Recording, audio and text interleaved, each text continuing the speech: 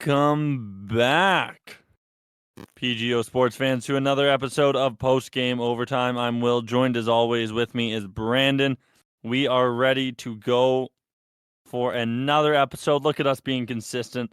Look at us going. You said we've done what? 5 episodes in 15 days? Yeah, it's something like that. Like it's been a lot lately. We've been on the grind, which is good because that now sets us up for when we disappear for 6 months down the road. At least we've got an excuse now because we were consistent for 2 weeks in November. So for 15 days, we're thinking long term. We think long term.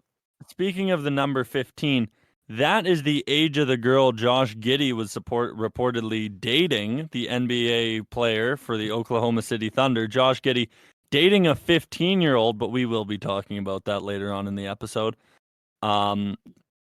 I just wanted to bring that up with the number 15. Yeah, low preview of the Clown Report, so stick around to hear about that. Allegedly. Good tease, and good tease. Thank you. Do you know my favorite? I'll just tease one more. Do you know what my favorite headline has been so far? What? He's dating a girl the same age as his 3-point percentage. Damn. That's cold. That's tough. That's cold. A tough position to be in. It's not a good position, I'll say that much. No, it's not a good position to be in. We'll get to that. We are coming off a devastating Thanksgiving parlay. That one hurt. Not gonna lie. That one hurt the books. That one hurt our egos. It hurt me everywhere. I haven't been able to get hard since 12 o'clock on Thursday when the lines just got shit pumped by the Green Bay Packers. And that was the one we were. That was the one we were like, maybe do we take the spread? We were thinking, do we take the spread? If we had taken the spread, I think we would have hit that parlay. Yeah. And it would have boosted the odds. It would have boosted the odds if we had picked the spread because we picked the Lions money line to be safe. That was the one game we were just back and forth. We are so unsure. The other ones we are pretty confident on, but that one was the one we were stuck on, and we suck. We suck. We do. We're not good at this, but you know what? You guys don't care. You still watch us anyways because you love us. Also, worth noting, we had a NFL record what was that? Be set on the Thanksgiving game. So, Dallas Cowboys player Deron Bland became the first player in NFL history to record 5 pick sixes in a single season, and that is only through week 12. He still has the rest of the season to add on to that, and this is a guy who didn't even start as a starter for them at the beginning of the season. Damn. I think his game and his role on the team really elevated once the other, interception master on the team, Trayvon Diggs, went down with a season-ending injury. So Deron Bland kind of got to take on a bigger role, really showcase, what he's capable of. And I mean, look at him. He just set the record for most pick sixes. Like, he's got more. I saw a post. I didn't save it, but it's like he's got more touchdowns than like Devontae Adams. I believe Justin Jefferson is also on there. T. Higgins, like a lot of big name, like number one receivers for some teams. He's got more touchdowns than them. So I think and on a Cowboys defense, it looks really scary and stacked. You now add that into the equation. Like his name is Deron, good for them. But there's nothing bland about his performance. Hey. You're sick. What an animal you are. But no, yeah, I just wanted to throw that in because we love when history happens. Obviously, the Cowboys just stomped the Commanders. I don't think there was any, debate on our end whether or not that was going to be the case. And then the 49ers, the 31-19 victory over the Seahawks. Again, we kind of predicted that. But we didn't predict the Lions. We did not predict the Lions. No, we didn't. That was a tough hit for us for sure. But we got Sunday coming up tomorrow. We got plenty before more we do, NFL action. Before we do, we didn't include it in part of the Thanksgiving parlay, but we did have one game yesterday, that being the Miami Dolphins and the New York Jets. Oh, we put it in the parlay. Did we? Yeah. Oh, I didn't. Didn't matter because the parlay was over after the first game. It didn't matter. Yeah. But yeah, the Dolphins took care of the Jets 34-13. And it's now been reported the New York Jets head coach, how do you pronounce his last name? Robert Saleh? Is that how you pronounce his name? Saleh? Well, he's they've now said he's done. Like, it doesn't sound like he's fired right now, but it sounds like it's, his last season. He's not gonna return. That's a shame because from what I understood, he was doing good with just not a good team. I thought he had I thought the locker room liked him. From what I understood, I could be wrong. Probably I'm wrong. Yeah. No, I completely agree, and I think he just got stuck in a horrible situation because I think we're looking at the Jets as they're in a playoff spot right now. Morale's high if they got Aaron Rodgers, and I mean they're only 4-7. Like, they're still in the mix for the playoffs. I think if you have Aaron Rodgers, you're probably at least at the bare minimum 6-3, and 100%. And that's actually they can't even be 6-3. I'm not smart. 6-5. So then 7-4. So just reverse the record. 7-4 is like the bare minimum for them with Rodgers, potential way higher.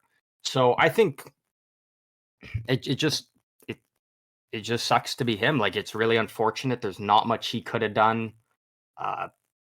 With Zach Wilson, we've seen his highs, we've seen his lows, we see the inconsistency in him over and over again. That's tough. That's tough for the Jets when it's a coach that they all kind of back and just doesn't work out. Did not work out indeed. Yeah, definitely a tough. Maybe Cliff Kingsbury to the Jets. No. Him and Aaron Rodgers could be good buddies. I do not. Well, we deserve Cliff back. We deserve him back in the NFL, though. Urban Meyer. Ooh. Urban Meyer to the Jets, Cliff Kingsbury to the Patriots. Okay. All right. I see what you're cooking up over there. Buddy, I'm cooking so goddamn hard. He kicked a player. He's not coming back. He's coming back, damn it. And he's going to come back and do what he's going to do on his first day back as a coach. He's going to kick someone again. No, he's going to ask all the players to show him pictures on their phones. The Babcock method, yeah? The Babcock method. I've always seen it. It fucking destroyed the entire Columbus franchise doing that. So. Yeah, they're ass right now, aren't they? They're fucking bad, man. They're bad. They're so bad. And I hear Johnny Hockey's shit in the bed now that he's no longer with Calgary. Fucking fool. Yeah, but we'll get into some NHL in a bit here. We do have some more NFL. Week 12. Well, I say we'll do a little preview of this Sunday's matchups. We got plenty of close matchups, a lot of who gives a fuck games, but that means that the odds are tight and that allows us to build some banging parlays. Starting off the jump, we got the Falcons taking on the Saints in Atlanta, and then we got the Jacksonville Jaguars going to Houston to take on the Texans. Now, the Jaguars are favorited in this game, but only by a slight -1.5 point spread. I do think this wouldn't be an unwise decision to take the Texans on this. I think the Texans are making a current run towards playoff contention, and I think their defense, I forget who's on there, but they got a... well, they've got Will Anderson. That's what I was thinking of, yeah. I think they... I think as far as an underdog pick goes, it's not even a major underdog pick. I think the Houston Texans very well could be the smart pick to take in this matchup, just with the inconsistency we've seen from Jacksonville and them kind of showing signs of their old not good team self, where the Texans, I think, are having a bit of this renaissance here with this new star, CJ Stroud. Not only that, Stroud, in my opinion, is in my opinion, he should be the favorite to win MVP, and he's not even getting talked about. Like, because again, he's a it's rookie. just the usual. When it's just the usual.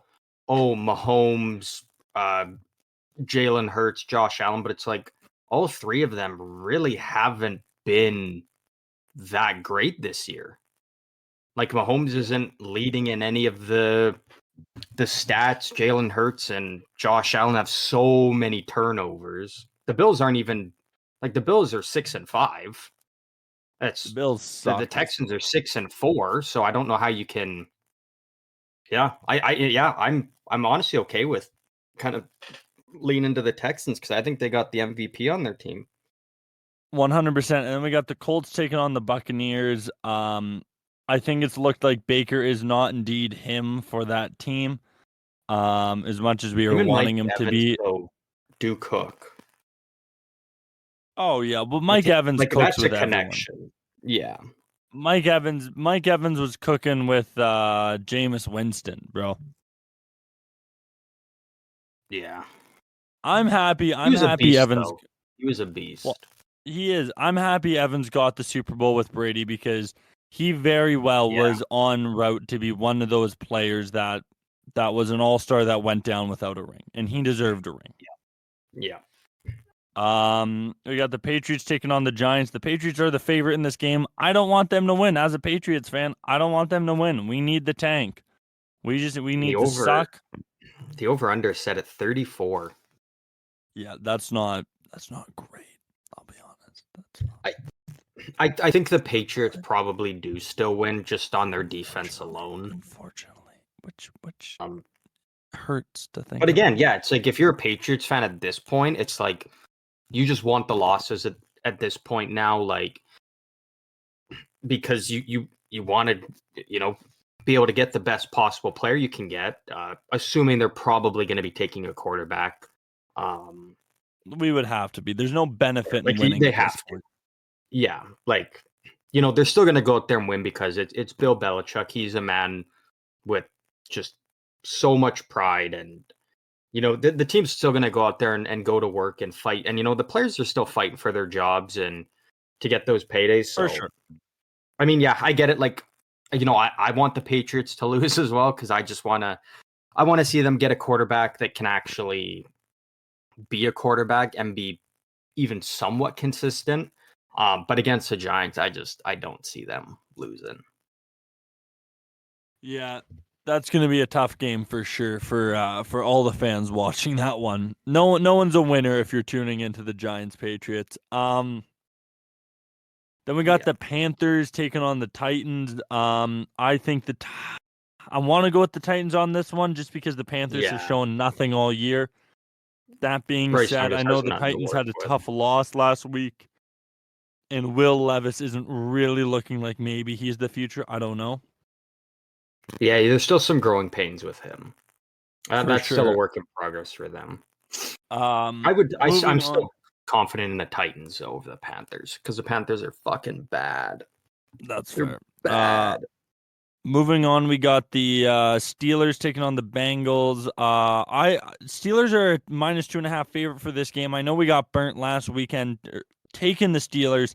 However, I do think this is a winnable game for them just because of that backup quarterback in Cincy. I don't know how strong their backup is. I don't know what their game plan is going to be going in. And considering the fact that the team was quite bad when Burrow wasn't playing to his top potential, when Burrow's not playing, period, I don't think there's much of a team there to get a gutsy win or anything. I think we could definitely see a tough season for the Bengals.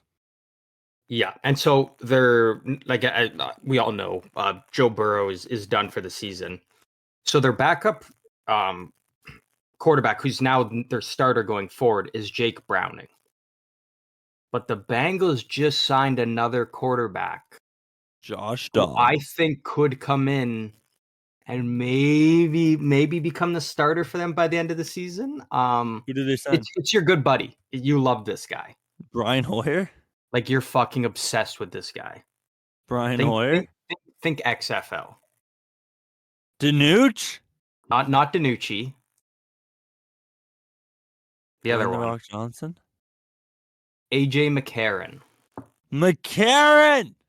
He is the new backup for the Bengals going forward. And I honestly could maybe see him potentially stepping up and being their quarterback by the end of the season, at least for the remainder of the season. Like, obviously, he's not replacing Joe Burrow. Like, I think he could, dude. McCarron's him. McCarron's a fucking baller. But if you told me like that the Bengals they're at the bottom of their division and they're probably gonna lose. Like the Steelers, Yeah. I mean the Steelers offense, awful. Like Kenny Pickett, not a starting quarterback in the league. I would take Mac Jones a million times out of a million over Kenny Pickett. No, like he's that fucking bad. But it's their defense that's carrying them to where they are. Like they're last year's Minnesota Vikings. They are 6-4, but they have a negative 29-point differential. Jesus. The team above them, the Baltimore Ravens, only have 2 more wins. They're 8-3. They have a plus 127-point differential. Jesus. Like they've almost scored double the amount of points on offense that the Steelers have. Like, that's painful. The Steelers just don't have an offense, and their defense is still kind of getting, exposed here and there, but they're doing everything they can to even keep this team in contention. So, but ultimately, I think the quarterback injury is a huge thing for the Bengals, so I would go with the Steelers in this one. Yeah, I don't know. Probably I don't think only winning like maybe 3-0. I don't, and 3's a lot for the Steelers to put up. So like let's get that out of the way. Like that's huge for them. Do we put together a greasy unders parlay? Like I'm thinking, do we go Steelers under 36? Do we go Patriots under 34? And then tie that in with the Texans. And I think the Rams can beat the Cardinals. I think Texans game, you probably see the over. Yeah, well, I was just taking Texans straight up. I could see the Cardinals beating the Rams here. So this is a tough one. And this kind of goes back to what even we were talking about with you wanting the Patriots to lose. So Cardinals fans are in such a tough spot because I think every Cardinals fan in the entire world all wants to finish in that, 2, like second or third overall spot, because then they can get Marvin Harrison Jr. You've now got that franchise receiver to go with Kyler. But if the Cardinals I know they won their first game in Kyler's first game back, but like the Cardinals need to see at least some progress and some wins add up with Kyler coming back to make the argument for, okay, he's our guy going forward. We're not going to go out and get a quarterback at the draft. So and this is a huge game here because the Cardinals don't have like a super easy schedule coming down the stretch. So I think this is a huge game for Kyler if he really wants to solidify that, like he is, and I still believe he will be, but this could be a moment where he really cements that he's the guy going forward for the Cardinals. Because if they take the Cardinals? Lose outright, I think the Cardinals probably win. Put it on the parlay. I think they looked great against the Falcons. I think they looked solid against the Texans. But again, the Texans just one of those teams that everything's going right for them. New coach, new quarterback. It's just everything's clicking for them. Mm-hmm. So I don't, and Cardinals still put up a valiant effort in that game. So I can see them knocking off the Rams. Actually, I really do, and that's all bias aside. All right, let's put them in the parlay then. Then we got Denver taking on Cleveland. I got to ride with Russ here, baby. I know he's hurt us in the past, but Russ has been dude. He's like as much as he takes he's probably one of the top 3 guys on this podcast who gets just ripped by us. Dude, he's been balling out this year. He's been balling out this year. Like To Russ, we are sorry because, yeah, dude's just been like, he's got 19 tutties on the year, only 4 interceptions. Like that's pretty dang good. Oh, he's averaging 206 passing yards per game, averaging about 23 rushing yards per game. Like, all right, yeah, and I mean the Browns, like, I don't know what's kind of going on with them, but they're gonna be one of those teams stuck in limbo for a while. Like they're not a Super Bowl winning team, but they're not bad enough to get a high draft pick. They're mid. yeah, and they sold everything for that one chance at the Super Bowl, and they got it. But yeah, I think they'll be destined to be mid for the next little bit. Close game bookie wise, only a 3-point spread between the Bills and the Eagles. I'm inclined to take the Eagles on this one. What do you say? I almost just want to stay away from this game. Okay. Just because we've seen each quarterback we've seen their highs, we've seen their lows, and it's just we're not seeing any consistency out of either one. Fair. Like, I mean, Jalen Hurts was fucking abysmal in the first half against the Chiefs last week. But I mean, hey, they found a way to win in the second half. But it's just you never quite know with these two quarterbacks right now in this season, like what you're gonna get out of them. And I think honestly, a big reason of the Eagles coming back to win that game is largely due to their defense. Like they shut out the Chiefs in the second half. Like when have you heard of that? That the Chiefs have a 17-7 lead going into the second half and they get shut out. Like that just doesn't happen, really. Yeah, no, definitely. That's if a anything, bit of a Goldberg's moment. I would take the over in that game if I was to pick something from that game. I think so. Like over under 48, you're expecting both teams to, around 24 points. One obviously a little bit higher, maybe lower. Like I think that's a doable. That's winnable. But I'm also fine just not even touching that game because there's a couple others that we've already kind of locked in on. So I'm okay with just enjoying that one for what it is and not. I mean, parlays, like that's one of the later games. Parlay's probably already dead by then, but yeah. Just for extra booster, I say we tack on the Chiefs and the Raiders, make it a 6-leg, and then I'm thinking, and this could be where we risk it all. Yeah, come on, say it. Ravens. Yeah, over. You want to go Ravens over Chargers? Yes, I do. I'm in. I wanted that pick, so I'm in. Dude, that's such a gross I'm all in. I'm all in. We just built the grossest parlay. Dude, this is actually nuts. So we have the under in the Steelers-Bengals game. Yeah. Okay. The under in the Pats-Giants. We got the Texans, Cardinals, Broncos, Chiefs, and Ravens. That's such a gross parlay. Dude, we're fucking fiends. This is crazy. Are we going to lock that in or what? I've already locked in. Oh, fuck yeah, I'll lock in too. As soon as you wanted the Ravens as well, I was like, yeah, I'm locking it in then. All right. That's that's a quite intricate PGO parlay. We got some over-unders in there. Mostly just only 2 unders, but we're kind of going all over the board. That is one hell of a parlay, folks. Once again, that's the under on the Pittsburgh Steelers Cincinnati Bengals game. It's an under on the Patriots Giants. And then money line, we're taking the Texans, Cardinals, Broncos, Chiefs, and Ravens. Broncos Nation, let's ride. Ride us this parlay, baby. PGO fans, play along, sing along to the song of losing money. Okay, Brandon, we got some NHL action coming at us.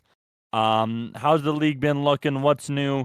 We are currently in the second intermission of the Kings-Canadiens game with the Kings leading 2-0. Oh, they're up 2-0 now. So I know it was 1-0 Later in the night, we got the Sabres taking on the Devils, Leafs taking on the Penguins, Flyers taking on the Islanders, Flames taking on the Avalanche, Canucks taking on your San Jose Sharks, and we got the Coyotes taking on the Golden Knights. Those are all the games on Hockey Night in Canada for tonight. But I know there's been a lot of action around the league. I know the Oilers suck. I know the Sharks suck. I know the Flames suck. Flames are getting better. The whole Flames are kind of on the upswing. Fucking goddamn right we are. We're the best team in the NHL.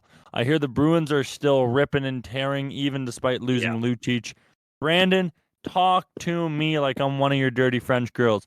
What are we dealing with this NHL season? How is the league looking? Who are our favorites? Who do we hate? And what is the news? Take it away, baby. The biggest news in the NHL right now, and I think I can speak for every NHL fan because we all want to know what the hell is going on. The Chicago Blackhawks, so they went out, obviously they got the first overall pick last year. They got Bedard. They wanted to take an approach similar, but not exactly what the Edmonton Oilers did when they drafted McDavid. They were like, okay, we've got this young generational player. He needs some protection. They go out and get Corey Perry. He comes in. He's mentoring Bedard. Looked good on the team. Like, for his age, he's producing. Where is he now? Nobody knows. Corey Perry is no longer he's still signed with, but he's no longer with the Blackhawks organization. Nick Foligno on the Blackhawks was asked about him, and all he could really say is just Corey Perry's not with us. We wish him well. Corey Perry's agent stated that Perry's stepping away to attend to a personal matter, but here's the kicker. So Corey Perry's agent says Perry's stepping away to attend to a personal matter. So you would think, okay, that's Perry's decision to step away from hockey for now. But they're now saying that the team has stated that the decision was made by the Blackhawks organization and not Corey Perry. So he's away from the team attending a personal matter, but it was the team's decision, not his own, which is very vague. Again, and they're not making any more comments. It's just, and this is a Blackhawks organization that is stated in this whole new regime post the whole Kyle Beach situation that they were going to be giving us more. They're going to be more transparent, and not hiding behind stuff, not leaving stuff vague. They were going to be upfront and open about stuff. And now it's this, and so we don't know if it's we don't know what it is because it's the team's decision for him to step away for Corey Perry's own personal matters. So we don't know what's going on with him. But obviously we wish, nothing but the best for Corey Perry. We hope he is doing well. But just a very interesting situation kind of going on with the Blackhawks in that regard. Just a weird make situation. Some wild speculation. What do you think happened? I like that's a thing, right? You don't know, and I'm not saying this is the case. I'm saying potentially, like, is it again because we don't know because they won't tell us anything. Is it something not the exact same, but is it like legal issues? Maybe something on the line with kind of like Lucic, where he's not with the team because he's dealing with some legal issues now. I can't imagine it's like a family issue of like a loved one passing away or something, because that would be Corey. Like that wouldn't be the Blackhawks' decision to remove him from the team for now. Like you got to think that it's probably kind of something like serious going on. Like I don't know if it's something locker room drama.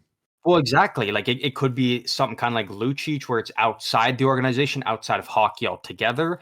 Or is it something within the locker room? Like, did something happen in the locker room during a practice on a plane or bus ride? Like, there's so many things that it could end up being, and we're not being given any clarity on what that could be. But if it's enough for the team to make him leave, and the players are just saying like he's not with us and whatnot, like you got to imagine it probably something a little bit serious. I would assume. I think he gave Bedard McDonald's. Ooh. Yep. Like slipped him like a junior chicken or something on the bench. Yeah. Not even on the but bench. That's good veteran presence.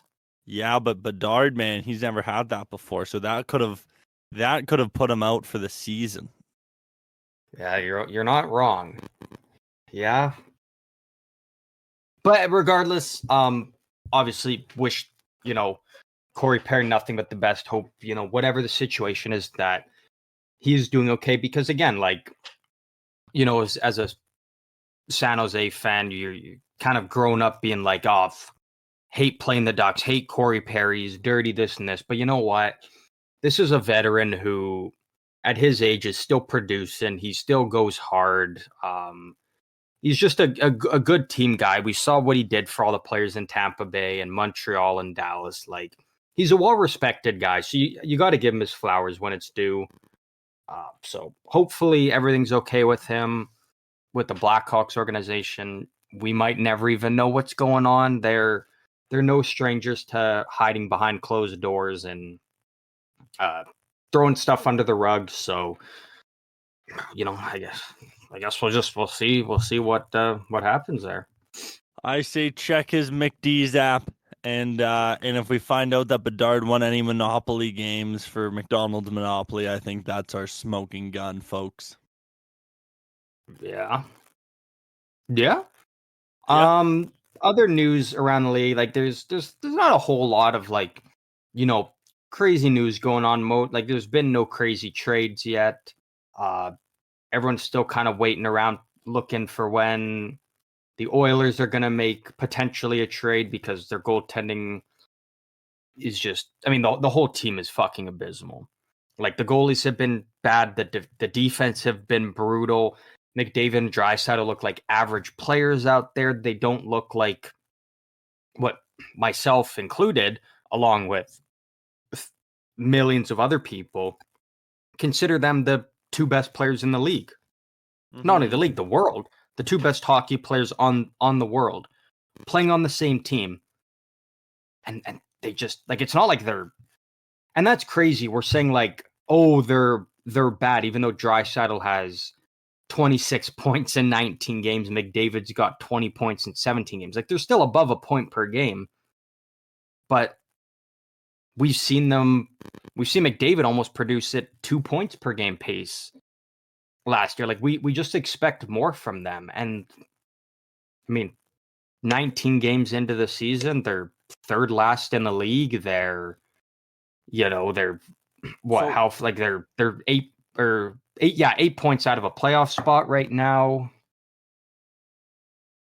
So I've heard they've brought back longtime Oilers superstar Paul Coffey to be a defensive coach. Yeah, he's now one of the new assistant coaches under their new coaching staff they brought in. Now, do you think this is a good call? Because from what it sounds like, the Oilers' defense isn't really producing. I know their goaltending has been abysmal. But Paul Coffey was known for being one of the more offensive defensemen. Is it a wise decision bringing in an offensive defenseman to coach defensemen that aren't even good defensive defensemen? I don't hate the move. I think it's one of those ones where it's really kind of a high risk, high reward. Like, we really haven't seen major benefits either in the offensive or defensive end for them in terms of their defense with Paul Coffey. And the thing I always go back to again is just, there's some greats that are great players, not coaches. Mm-hmm. We saw that with Wayne Gretzky when he went to the Coyotes, and it was like, holy shit, the best player of all time is now head coach of the Coyotes. Like, they're going to the moon. It didn't work.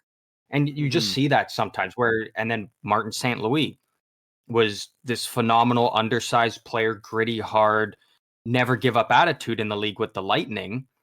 And he was a guy that wasn't that, he didn't have all the stars and lights on him like a Gretzky or a Coffey type thing, but he was still a very good player. And he's now the head coach of the Montreal Canadiens, and he has done exceptional work there. And the all players that have been a part of that organization with him there can't say enough good things about him. So it's one of those things where it's just some players have a knack for coaching and some just they really don't. And I think it's good for the Oilers at least that Paul Coffey was brought in as like an assistant coach.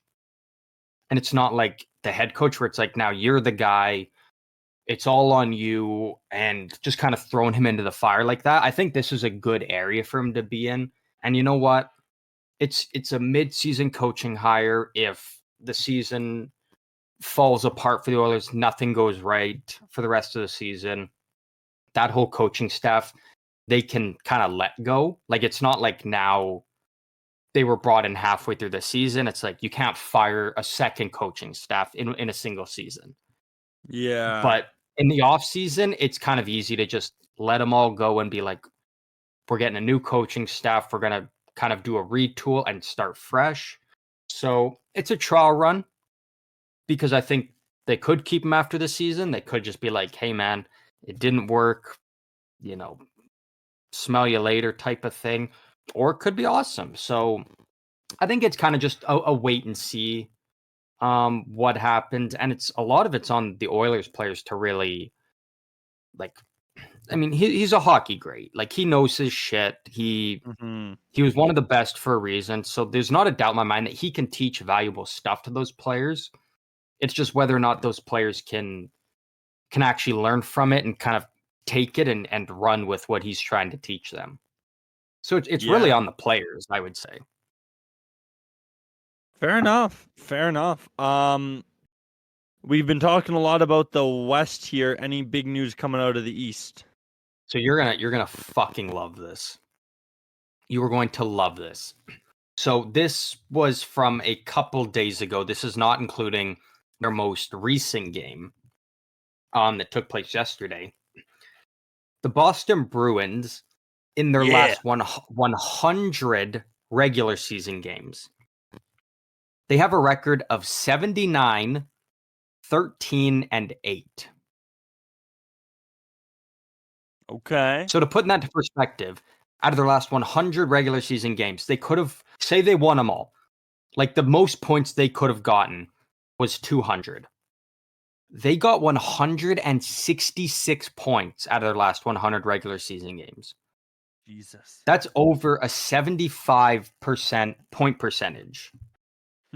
That is over 100 game span. That is just absurd.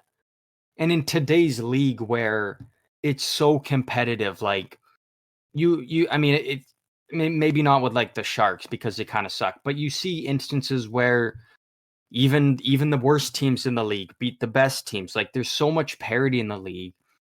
And for the Bruins to throw together a stat like that in this day and age is incredible.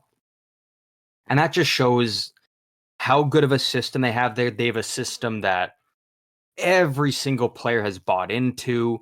Their coach can just rally them like no tomorrow. Like, so I thought this was really cool. And this is something that, you know, I don't think a lot of people think about necessarily or really pay attention to, but I did. So Jim Montgomery is the current Boston Bruins head coach. And they recently, so every year, NHL teams do like a father's trip and then a mother's trip, where like the team goes on the road and all the dads join and then all the moms join. So the Bruins were in the midst of their Father's Day, like their father's trip. And their head coach, Jim Montgomery, he lost his dad. I don't really know when, but I know that his dad has passed away. And it was during the final game of their father's trip when they're on the road. And he was giving his pregame speech, and he, you know, told the guys, like, guys, this is a big moment, you know, like, this is part of the father's trip. Think about all the sacrifices your dad's made and how cool this is now that they get to, you know, come on the road with you in the NHL. But the one thing that stood out is he told them, he said, you know, you guys all know my dad isn't here. And then he made an effort. I don't know who the first player was. The video didn't really show it. But he went over and he made the comment being like, we know that there's some guys whose dads aren't here with us, alluding to these other players' dads have also passed away.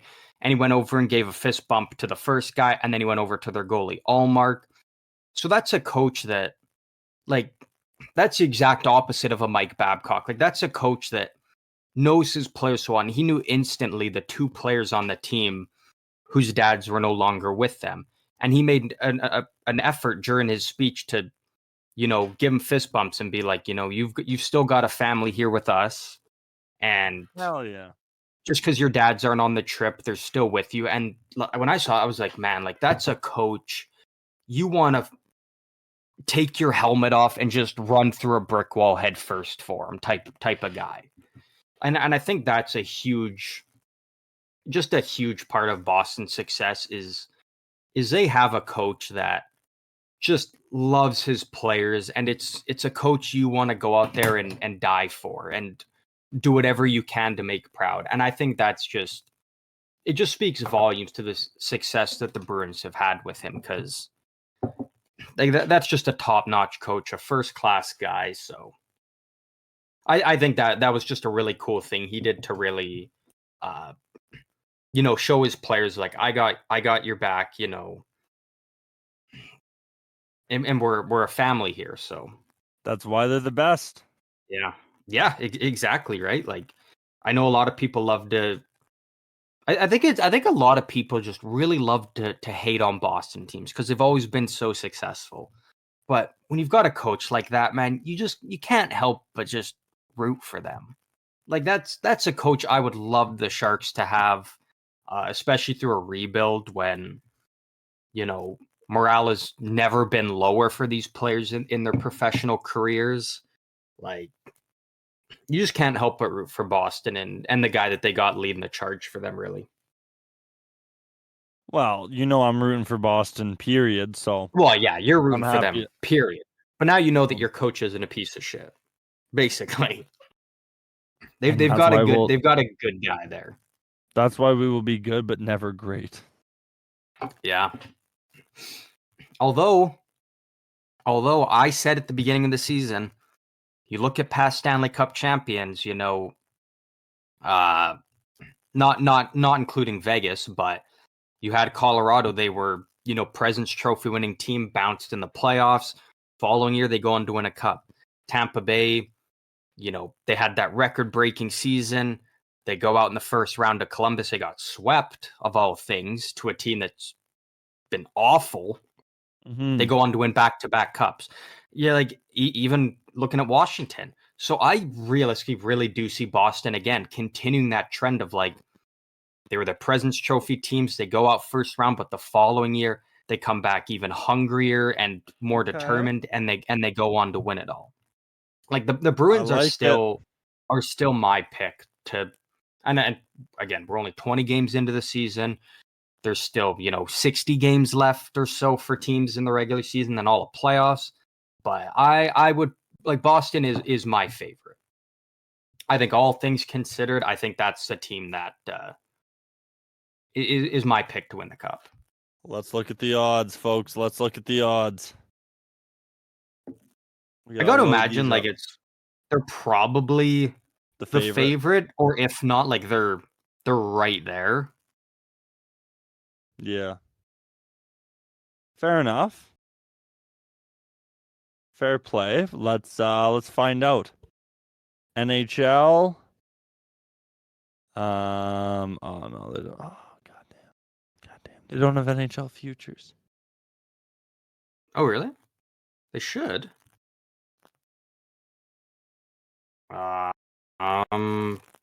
Yeah, I got futures. Twin hour. Yeah, so the Bostons are the favorites still. They're tied with the Avalanche at plus 800 right now. So those are good odds. So them and the Avs are the favorites, which makes sense. Yeah, like that's not wild. Now, this will be out after these hit or fail, but do we want to throw together a little NHL parlay just for Saturday and Hockey Night in Canada? Yeah, let's do it. One more thing I just want to throw in because I like bringing light to this because I think you and I can we really like to push above all else for players' well-beings and their livelihood post their playing career and whatnot. So Colorado's defenseman, who's a really good defenseman, I might add, Samuel Girard, has entered the NHL's Player Assistance Program due to severe anxiety and depression, which has led to alcohol abuse. So Girard has made the choice to step away from hockey for right now and just focus on getting better, getting healthier, happier. So can't commend him enough for making that stance as that's huge. Like that's huge for a player to really step away from the game and just take the time to focus on getting better. So we wish him obviously nothing but the best through that process, and hopefully he can come out in a better position and get back to playing the game that he loves. 100%.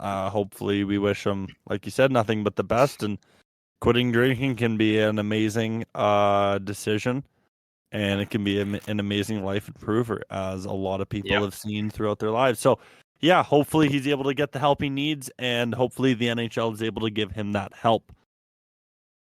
Also, just to knock him off the pedestal a bit, the only reason I referred to that stat from as of Thursday, because we are recording this on the Saturday, is because the Bruins did lose yesterday to the Red Wings, and then they did lose this morning to the Rangers, so both in regulation. So before that, they were 14-1-3, and they are now 14-3-3. Dude, that team fucking sucks, man. Still a very, very good record, though. Still a very good record, very respectable. Probably and you know what? Worst in the league. And you know what? They're still tied for first in the league. Why? Because they got off to such a fucking heater that they can afford to lose 2 or 3 in a row, because we know they're going to go on to win the next 14 out of 15. So, God, with that, let's place a parlay that no one can really ride with, because this will be out probably during some of these games or after some of these. But let's throw one together just for fun, so we can look back and be like, hey, we're sick. Yeah, we will try and get it out to you today, just so that you can still ride with the NFL parlay tomorrow. Mm-hmm. Yeah, right, it will. This will be out at some point today. Don't know the time, but at some point. I will say out all the games. We'll go rapid fire, and then I want you to break them down and kind of say which one should we stay away from, which one should we go cock first into. So we got the Sabres and the Devils. We got the Leafs taking on the Penguins. We got the Flyers taking on the Islanders. The Flames taking on the Avalanche. The Canucks taking on yours. And the Coyotes taking on the Vegas Golden Knights. Good lineup of games, actually. I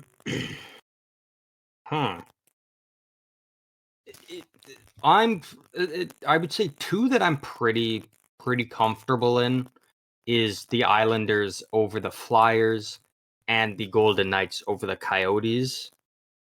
I am by no means a Vegas fan, but you do have to give credit to where credit is due. They have still been balling out. That is a team that can roll out 4 lines, and every single line will just shove it down your throat. So those are kind of the 2 that I'm pretty confident in to go with. Hell yeah. Is there any games you're looking at and you're like I like the look of that? I think the Avalanche have a good chance of beating the Flames. I know you said the Flames have been having a little bit of a turnaround, but given how good the Avalanche have been, yeah, that's the thing, guys. I'm like the Flames are finally getting up there, but then it's like they did just play last night in Dallas, and now then immediately after the game had to get on a plane, get out to Colorado, I think Colorado does take it. I think as good as the Flames have been as of late, I think again you're going into Colorado up against the Avs, who are an amazing team. It's an uphill battle for the Flames. For sure. And then I also, and maybe you can steer me wrong, I think the Canucks should be able to walk over the Sharks on this one. Yeah. It's one of those ones where it's just like I don't want to pick against my team, but realistically, there is no reason that the Canucks shouldn't win this game. Like they should easily take this one. So I'm okay with throwing the Canucks on it. Hell yeah. The two I want to stay away from is the two that we didn't cover, the Devils Sabres. I think Devils going into the season were my Stanley Cup prediction. They completely have fallen apart lately. Buffalo's the most inconsistent team in the league. And then Toronto, Pittsburgh, you never know what to expect with those teams. They're both good teams. Just want to confirm. Okay, it's in Pittsburgh, so it's not the return of Kyle Dubas to Toronto just yet.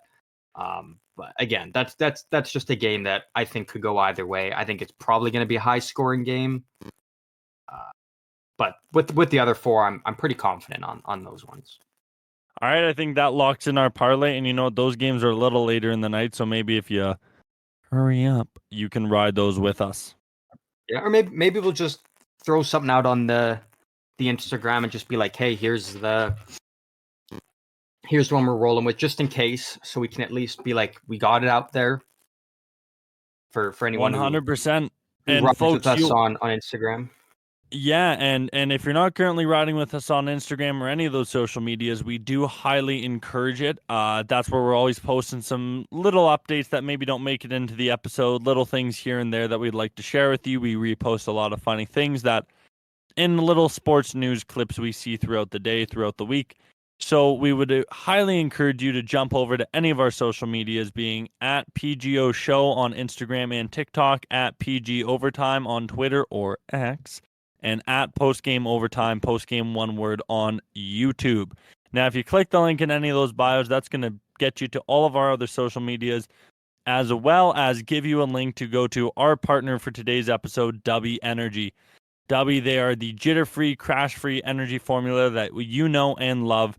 We've been using it for a while, and we could not be happier with the W experience. So if you want to try it out for yourself, click the link in our bio, hop over to their website, and use 3 simple letters at checkout, and those letters are PG and O. PGO, code PGO gets you 10% off at checkout.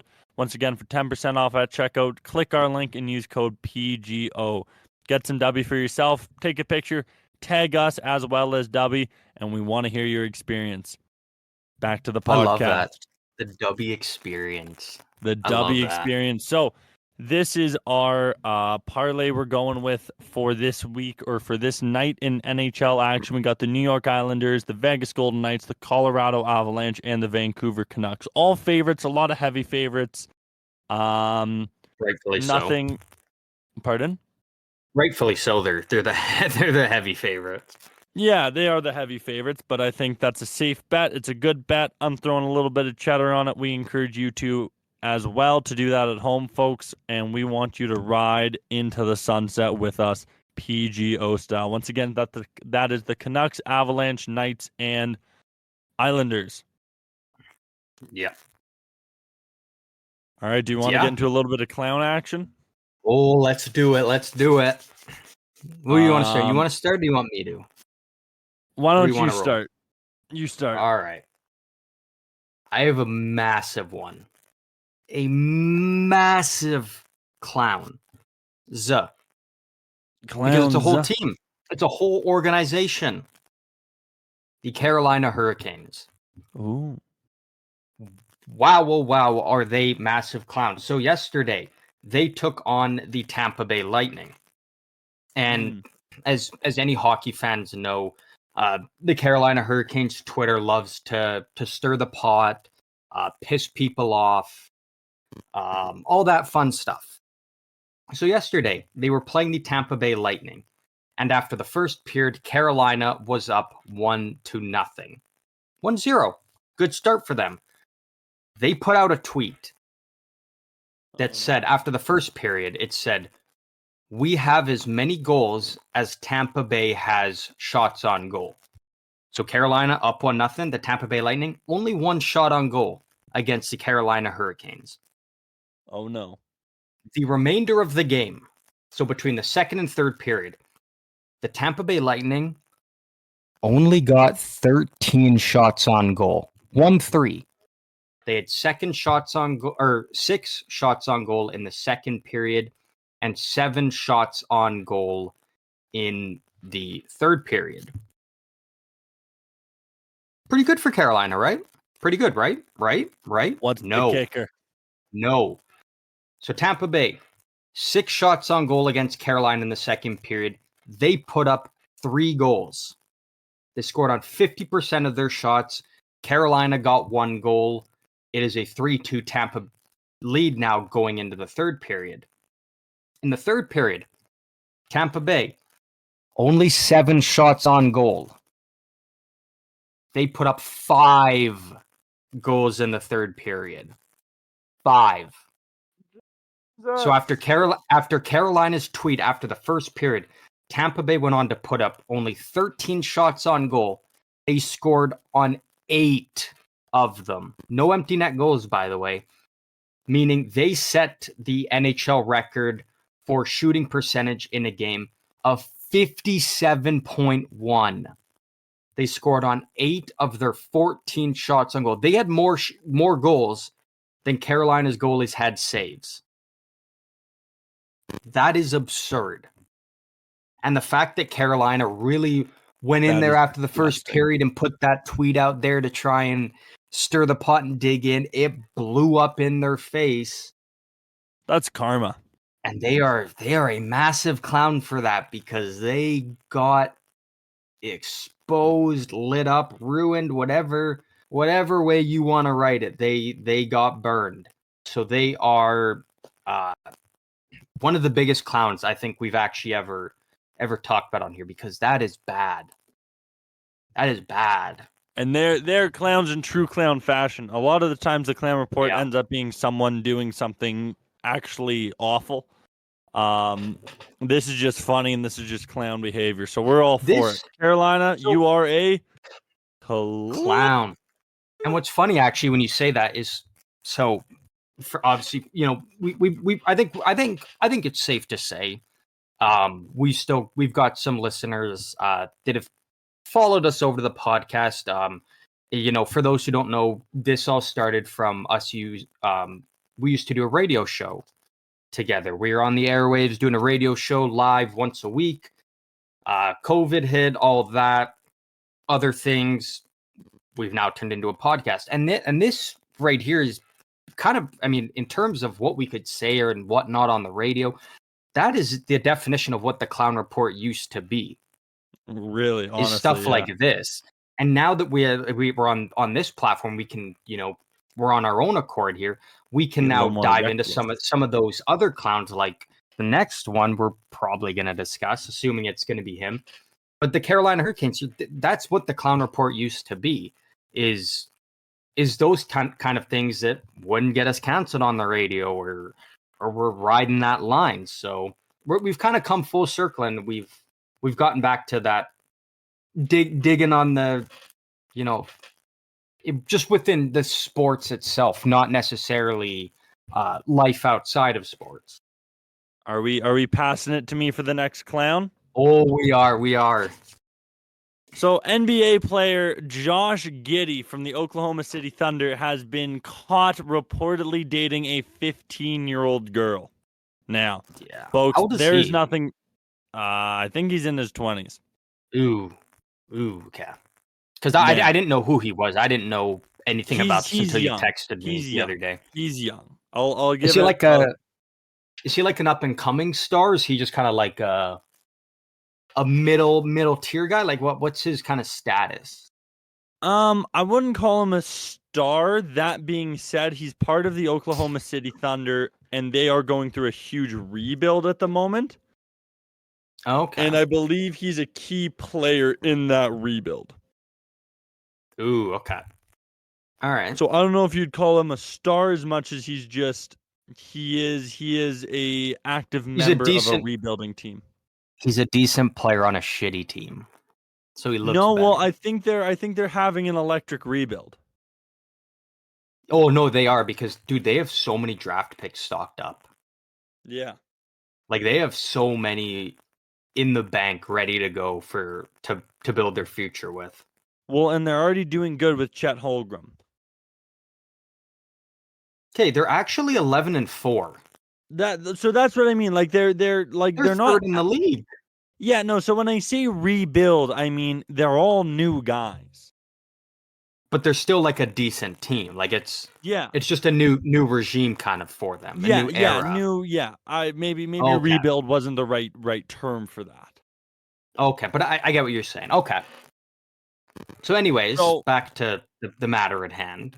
So Josh Giddey, now there's nothing funny about borderline pedophilia. Oh, not borderline. Pedophilia, alleged pedophilia is what I meant to say. There's nothing funny about that, but we are going to make some jokes at his expense. Why? Because Twitter is undefeated.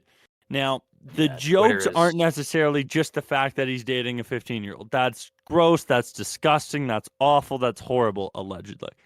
For those who are wondering, I just looked it up. He just turned 21 last month. Still not great. So, yeah. Still not great. No, I was just letting people know that's his age, just in case people didn't know. So what I'm finding hilarious is just all of there's a lot of Karl Malone comparisons being made because he did something similar way back in the old days of the NBA. There's also a lot of, dude, the memes are just going crazy. My favorite by far is within a day of that news being broke, someone made a highlight reel edited to an R. Kelly song. Oh, really? Yeah. Damn. Josh Giddey has a R. Kelly highlight reel on the internet at the moment. Damn. There's talks about how him and Wander Franco from the Tampa Bay Rays, different sport, but same allegations, are probably going to be best friends now. The Twitter game is just undefeated. Now, something I want to point to, Josh Giddey looks like someone that would date a 15-year-old. He looks like the senior dating the freshman in high school. You remember every high school everyone who's been to high school, they know. There was that one senior that would date the freshman. You know what I mean? Mm-hmm. Josh Giddey looks exactly like that. Remember in the heydays of TikTok, there was always stories about some male TikTok thirst trap boy dating like Charlie D'Amelio when she was like 15 and he was 18, but they weren't official, but they just hung out a lot, and everyone's like, what the fuck's going on here? He looks like that person. Josh Giddey looks like the kind of person that would be doing it. When I heard NBA player dating a 15-year-old, I went, oh no, that's horrible. And then I saw a picture of Josh Giddey and I went, oh, that makes sense. Yeah. That doesn't surprise me at all. Yeah. So for that's my clown report. Josh Giddey, you're a clown. Another one I want to throw on there, and I hope I'm not stealing this one from you. Probably a PGO Tweet Hall of Fame. This one has to go in the Hall of Fame. It has to. Do you want to read it out word for word, or I can pull it up quick here? I don't want to paraphrase this masterpiece. Yeah, no. I'll let you. I'll let you take the reins on it. I did put it on the Instagram a couple days ago, so some people may have already saw it. But yeah, if you want to read it out for those who... From at AB84 on Twitter. Do you know who that is? Oh, yeah. That is our boy, Antonio Brown, Super Bowl champion Antonio Brown. Just make his title a little longer. For sure. He tweeted out on November 24th, 2023, IDK, who I fucked last night, I got Alzheimer's. Oh, shit. Now, Oh. Alzheimer's is a weird way of typing out CTE. Yeah, right? Right? Literally. Those are my two kind of big clowns for the week. I was gonna say for the night, but this is a day. Those are my two clowns for the night, for the week. Do you have anything? You got the Carolina Hurricanes. Do you have any other clowns for the week? I didn't, but I have one now. I'm just pulling it up here just because I want to listen to see, unless I'm getting baited. I just want to double check here. Just give me one sec. Ooh, okay, all right. So yeah, so this can make the cut. This is going back to Josh Giddey. So the Thunder are currently playing the Philadelphia 76ers. This is taking place in Oklahoma City, so the Thunder are the home team. Introducing like their starting lineup or whatever it is. They introduced Josh Giddey. He got a loud ovation from the crowd, not boos, cheers. So I'm kind of throwing on the Oklahoma City Thunder fan base on, not as a whole, but those at the game, because if this is a guy, again, allegedly, we don't know what's true, what isn't, but regardless, if that's the case, it's under investigation, you should not be giving him a loud ovation like that. That's not a great look. Like, I get if you're a fan of the team, if you were a fan of him, like, you don't have to boo him and have it rain boos, because again, it's all allegedly. But you should not be getting an ovation like that, because this still could very well be true, and he could have done this and be guilty, and he should not be getting the praise of the fans and the cheers and whatnot in a situation like that. So I gotta throw the Thunder fan base that are at the game on the clown report there, because you should not be cheering for him. You should not be cheering for him. Yeah, I don't know how I feel about that one. I am not a tough look. I literally didn't have any other clowns, so I was like, I'll just pull up Twitter quickly and see if something happened today, and that was the first thing to pop up, and I was like, ooh. But I watched the little clip of the video first, just to be sure that I wasn't getting baited, because I've fallen for those tricks before many times, but this time I did not. I was not tricked. They did cheer for him, so that is a bad look. He does not deserve cheers. So that is my final clown for the episode.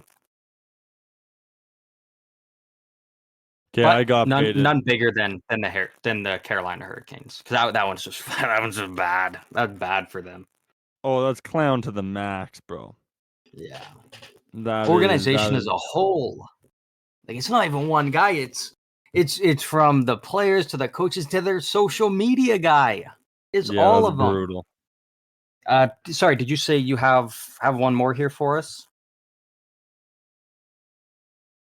No. Okay. I had one. I got baited, but I think that's the end of the episode, folks. Oh, you know what?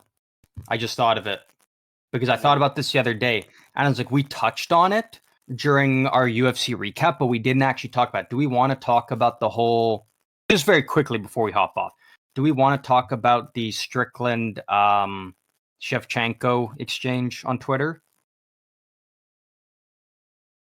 You know, this has been a no UFC. I thought we covered it. This has been a no UFC we episode. just mentioned it, but we didn't dive in. Okay, because you know what, honestly, let's be real. There's probably even going to be more to the story to discuss come next episode, so I'm totally okay with that. And we're over the hour as it be, because the yarn just keeps spinning with that storyline. So we'll let it spin a little longer. I want to still spread the way Li Zhang and Kobe Covington are doing it rumors. Anyways, folks, thank you so much for listening. We love you. Drop us a line on social media. We want to hear from you, and we hope to hear you soon. Thank you for listening as always, and have a great weekend. Mwah.